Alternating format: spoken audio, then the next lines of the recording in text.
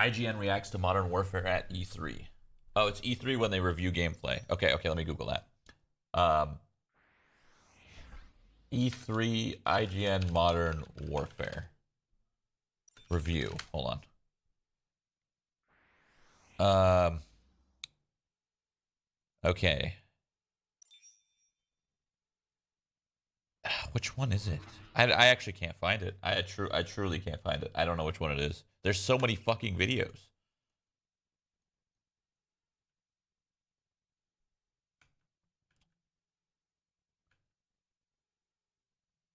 Is this it? Might be it. It's not on YouTube? How old are you? 20. At IGN. Oh my fuck.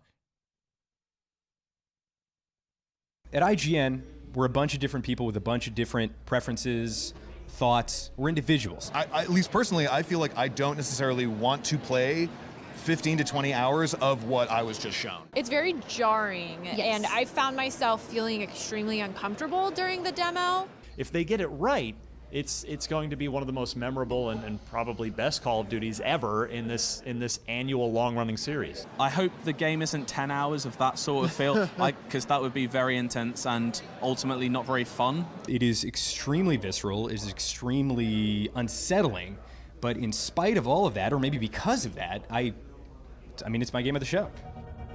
The rules have changed. A bunch of those people in the interview sound like a fucking bunch of weenies, dude. Wah. It's different. It's fucking Twitch chat. Literally, those people were Twitch chat in those interviews. Bunch of fucking snowflakes. There's a fine line between right and wrong. It sounds like they're trying to, with this Call of Duty, it sounds like they're really trying to, like, push the media, like, hella. You remember, like, when Modern Warfare 2 came out? Was it 2? I think it was Modern Warfare 2. Where you fucking had to turn on yes or no if you wanted that extra mission, and you just ran through the fucking airport slaying everybody.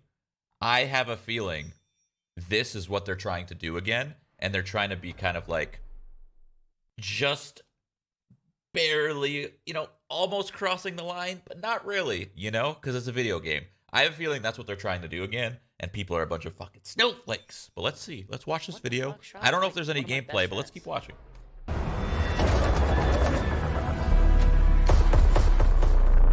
There's essentially a terror attack in London. Spoilers, by the way. There's a terror attack in London. Your cell, Captain Price, Sergeant Garrick, who I believe is the protagonist, the character you play as, take a small, covert SWAT-style team. Tier 1 operators. Tier 1 operators. To do a breach and clear of this terror cell in this house. A townhouse, yeah. So right. It's real narrow, and it's just like 4 floors. Yeah, it's a terraced house in North London. I'm from North London, so I can assure you that it looked very accurate. They even had the correct train on the train line, which was very... That's impressive. It is one of the most visually impressive games I've seen. Yeah, the attention it does look to detail. Beautiful. I think the most jarring part is that, of course, this is in London, and you're crawling through this house. I mean, you're stealth walking through this house with many people, many teams, many guns. You got your night vision goggles, like you're all suited up.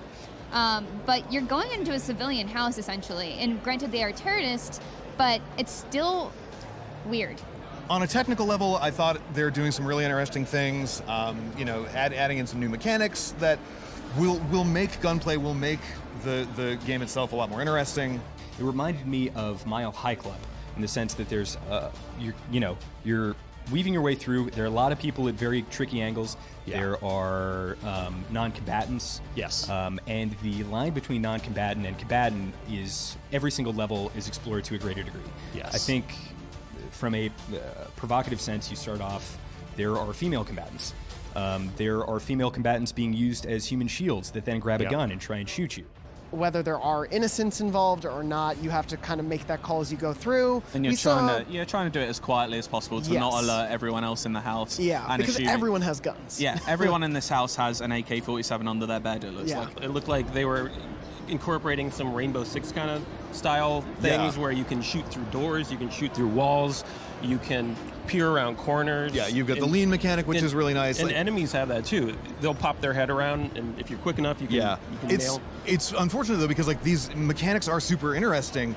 Like they make combat a little bit more tactical. They give you a lot more options. Like the fact that at least in this particular demo, like the environments were very destructible. That's all super interesting, but then it puts those mechanics at odds with itself, making you so uncomfortable to the point where, like, I at least personally, I feel like I don't necessarily want to play 15 to 20 hours of what I was just shown. While you are going into a moral gray area, like that's exactly what it is. It is a morally ambiguous area. Your enemies are no longer wearing uniforms that denote that, like, it's not black and white anymore. Also where some of the difficulty in, oh, it looks so beautiful and so realistic, so when I have to then shoot these people, it looks like you're shooting, like, whether they're terrorists or not, of course. Infinity Ward is intentionally pushing buttons on this, and that's a risky thing to do, but and maybe they'll fall flat on their face, and this game's going to end up being offensive to anyone who's served in the military. I don't know. That is entirely possible. If they get it right, and they remember, this game's being headed by a couple of former leads from Naughty Dog, so there's a pedigree there. If they get it right, it's going to be one of the most memorable and probably best Call of Duties ever in this annual long-running series. I mean, I think it's really important to remember this. He's not wrong, actually. He's not wrong. I mean, if that's the approach they're going, and they're trying to, like, and they're trying to, I don't know, how would Twitch chat understand? If they're trying to be edgy, okay? They're trying to be edgy, and they edge a little too far. And then it's just a complete backlash, and then the game fucking blows up negatively. Could happen. Who knows?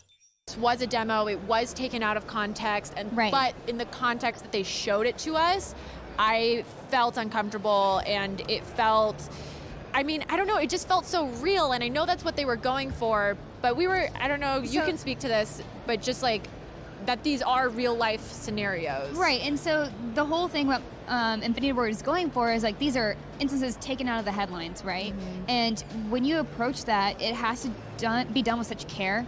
Yep. And the demo we saw wasn't really given that care because, of course, we don't have the context. We don't have anyone saying, hey, this is where we're at so far, why it's okay for us just to go into the house and shoot everybody in there instead of taking them prisoner, except for, like, 2 people. And it's not very clear, and so it was just very jarring because of that. Well, at one point, they break into a room, and you train your gun on the person who's in there, and it's a woman, and she's running to a crib, and she picks up a baby, and you're like, what do you do there? Well, I mean, obviously, if you're a good person, you don't shoot the baby. We never really saw the consequences of any choices, how differently this mission could have gone. Yeah. What happens if you hadn't shot out that light? What happens if you do accidentally kill the woman and her child? Does the mission end? Does it change the story of the game at all? Yeah, we don't know, and I think that's the biggest question for me, is seeing out, like, whether there is a lot of choice that impacts the story, or if it is very much a story they intend to tell in a certain way. If there is, I'm pretty sure I don't see Call of Duty having decisions. I don't see that. I feel like it's just gonna be, this is a story that they're trying to tell. Anything that you do, well, fucking shit happens in war, fucking casualties, whatever. I think it's gonna be their story, right? It would be kind of cool if you could have changed the direction of the game based off your decisions, but I highly doubt that. That seems like a lot of work. I don't know. For a COD game, who knows? I don't know. Some kind of choice that you can make in the game that wasn't in the demo. Right, that we and so saw. I think that would be if the headline coming out of the Modern Warfare reboot or reimagining, whatever you want to call it, if the headline coming out of this was, you can play this game non-lethally, I think that would have, if that had been tacked onto the end of that demo, like, that would have really changed my opinion of it. I think it's how this moral system pays off, if there is any element of choice, and the story they're trying to tell. Is it just a realistic, gritty story that I read on the news every day? Because that's not a game I want to play, really. For now, the gameplay that I saw, I'm with you. I thought it was compelling, it was interesting, and I'm already more interested in the Call of Duty campaign than I have been in years. And I know that's like a backhanded compliment at this point, but it's actually true. I am true for me as well. Very interested in what's going on with this game. I'm looking forward to seeing more, to see what the whole game is. I don't know if it'll be fun, but it's doing something different, so I'm giving it that at least. Is that okay for video games to do? I think absolutely. I think it's a medium to tell stories. I hope that Call of Duty tread the line between being respectful, and I hope their intentions are altruistic here. I want to see more, frankly. Me too. We'll see. Again, open-minded. I'm excited to see the multiplayer. I just want to see eventually. multiplayer. Yes, Like, that's what I don't know. That's what we love. That's what I'm really excited about. Yeah. So. That was a weird review. I was not expecting that. I was not expecting that as the review. That was very strange. I don't think you can really I don't think you could really give a review in the game. It sounds like they did one mission or something. It sounds like they did one scenario or mission or something. And then like they're saying they can't play like 10 to 15 hours. They just don't see that. But just fucking hit multiplayer. Like don't even bother playing single player then, you know? Like COD always has options. So if you don't want to play single player, just go frag online, right?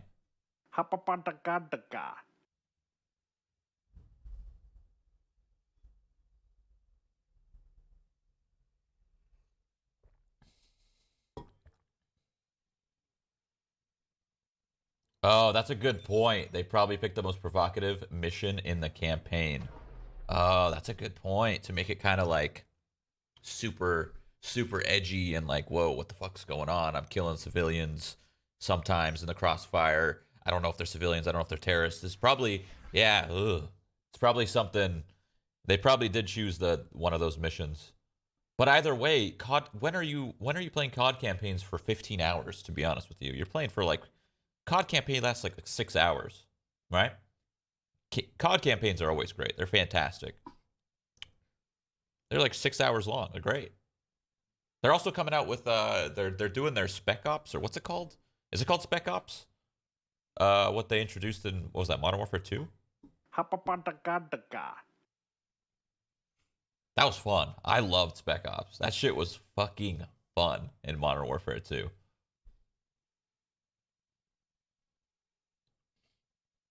That was a weird interview. That was a weird video. I don't... Weird. Very strange.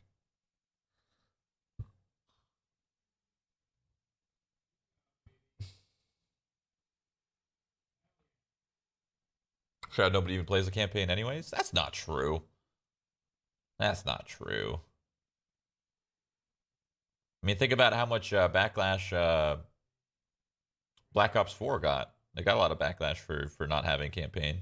I mean, people were kind of over it very quickly, so they don't care that much. But people do want a campaign. They do.